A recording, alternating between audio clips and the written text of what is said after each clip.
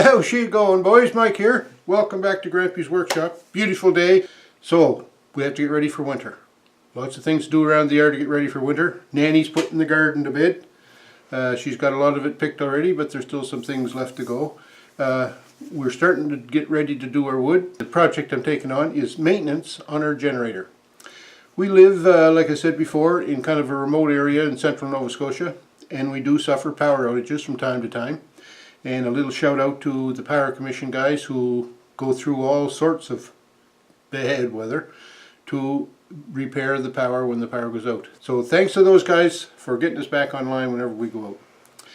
But to help us whenever we do lose power, because I am on the grid, and all I have to do is check our power bill to find that out. Whew, I guess so. I think I own part of the company. But anyways, we have a generator here that we run. I plug it into the camp. I have a transfer switch built into the camp, and that makes it really super slick.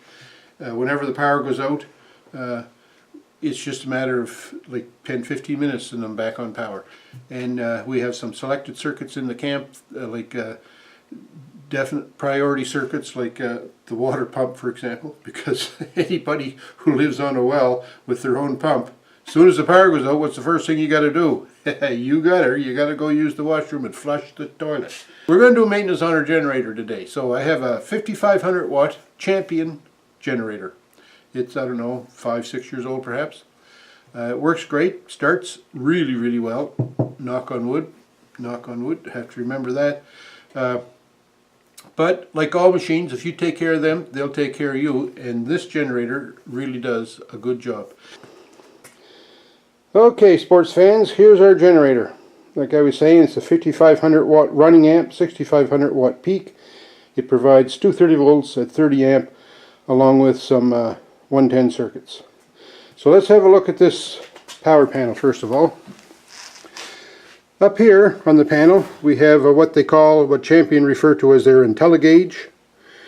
That shows the voltage, it shows the frequency, and it shows the number of hours that are on the generator.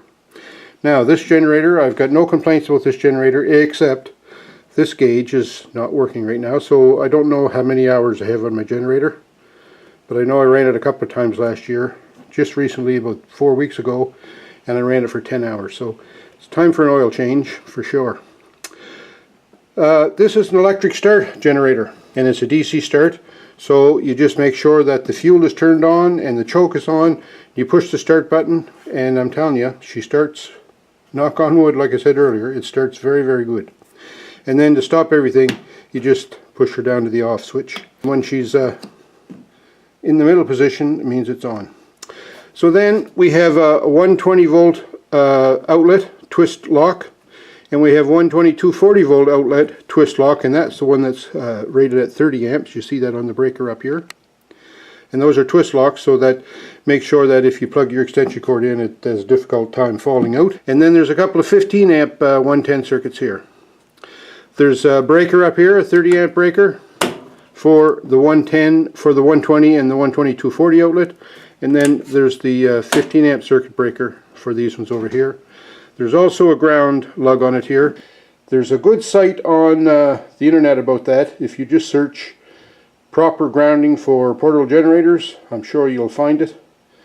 Anyways, I'm not going to go into that because it's quite a technical topic, and unless I have the documentation right in front of me, I'm liable just to make it more confusing. So I'll just shut up on that one. Down below is a 12 volt battery. So I'm going to do a test on the battery, make sure my battery's in good shape. Around on this end, in here is the air filter, and we're going to take that off and make sure that's good and clean.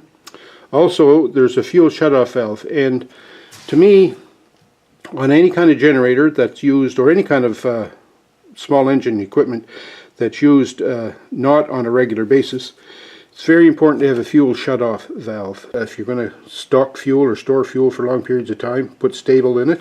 But just as a double precaution, whenever you're finished with your small engine that you don't use on a regular basis, not drain the fuel, shut the fuel off so that the carburetor will drain. Let it run till it just sputters and quits itself. And around on this side of the motor, It's a Honda clone motor, so we have our carburetor access, spark plug access, and the muffler. Alright, next step, I'm going to start her up so we can warm the oil to drain her out. So I've repositioned my generator on my little work table here. Put some blocks under the wheels just to tip it towards the drain. So down under here is the drain right there. So I'm going to take that out, let it drain into a pan. It says there's about 1.1 liter of oil in this, and I think my pan will hold that, so here we go. So the oil is draining now into a pan, and that drain plug was in there some tight. Just whenever I take a drain plug out, I like to check the top fit to see what kind of condition it's in, if there's any slime or silt or anything built up, but that one was good and clean. So that's always a good sign. So I'm going to let that drain. Next I'm going to do is I'm going to take the spark plug out. So there's the plug right there. The color of it looks really good. I think she's running a good mixture, not too hot, not too lean, not too rich. I'm just going to measure the gap now.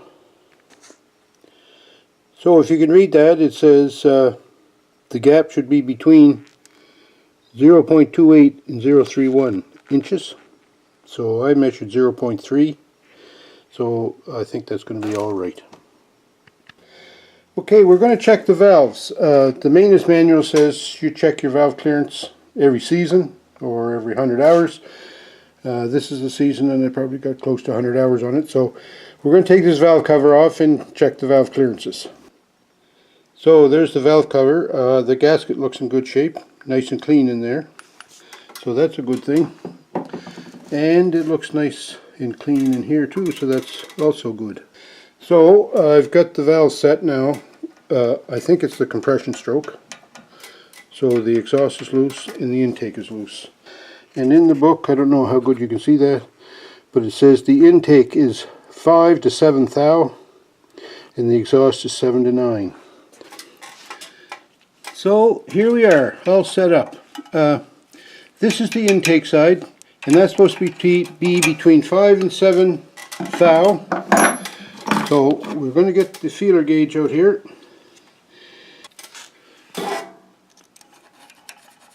So 6 goes in there pretty good, so I'm going to say I like that one. Now, it's supposed to be 5 and 7 for the intake, 7 to 9 for the exhaust. 6 on the exhaust won't go in, so the exhaust is definitely too tight. 6 and a 2 makes 8, so first thing we're going to do is loosen this.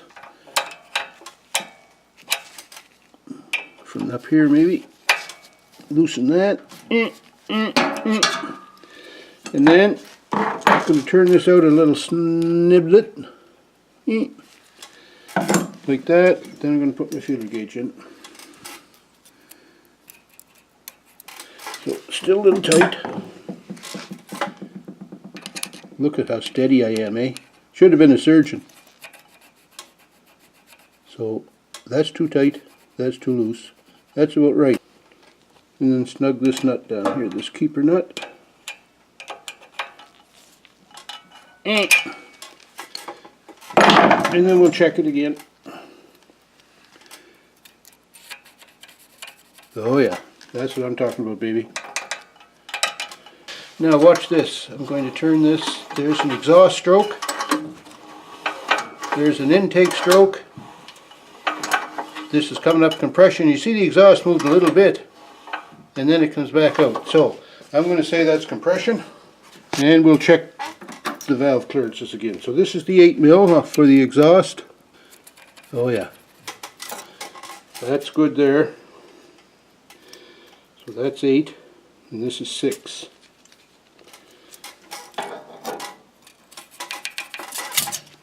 By George, I think we've got it. That's all there is to that. Now we put this valve cover back on, making sure that the gasket is in a good place. Yep.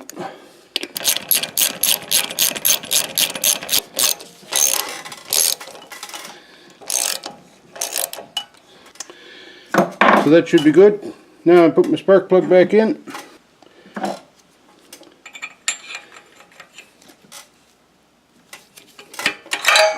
Alright, plug is in. We put the plug connector back on, and then we put this vent hose in the side here. And take away my rags. No oil in there. So that's it as far as that goes. Now I'm going to clean up the air filter, put the air filter back in, and then we'll fill her up with oil. Okay, so we're going to top this up with oil. It says it takes 1.1 liter, and I think that's about what's left in the bottom of this jug. I'm using Quaker State 10W30. 10W30. So here we go, this fancy little funnel. How to do the trick. And you have to pour it in slow.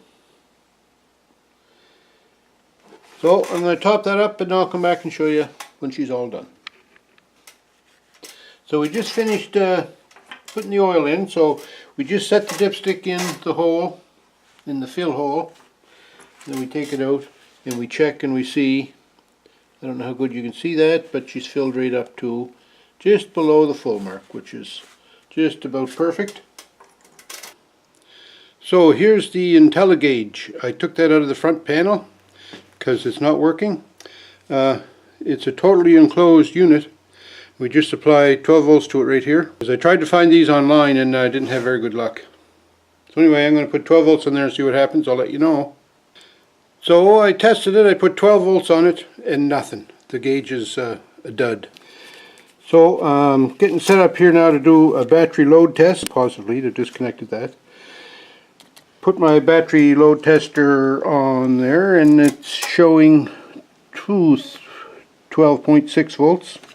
So now we'll do a little load test on it. And it says it's weak. But I don't know, it seems to work good, so I'll just have to bear that in mind. Maybe put the charger on it. But that's it. The only thing left to do, I think, is to start her up and put a load on it and test it. And I'm going to get my meter and measure voltage. All done with the maintenance. I'm going to start her up now. So the choke is on, fuel is on.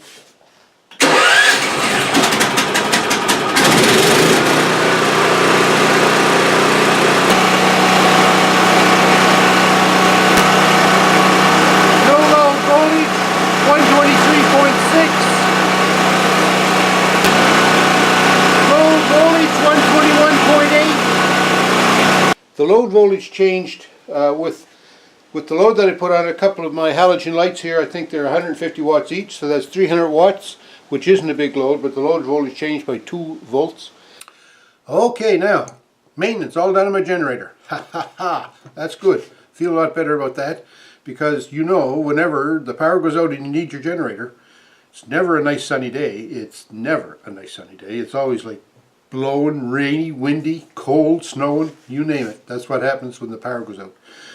You don't want to be working on your generator at a night like that, so now's the time to do it. Get out there, boys, get off your duffs and go do your maintenance on your generator. Alright?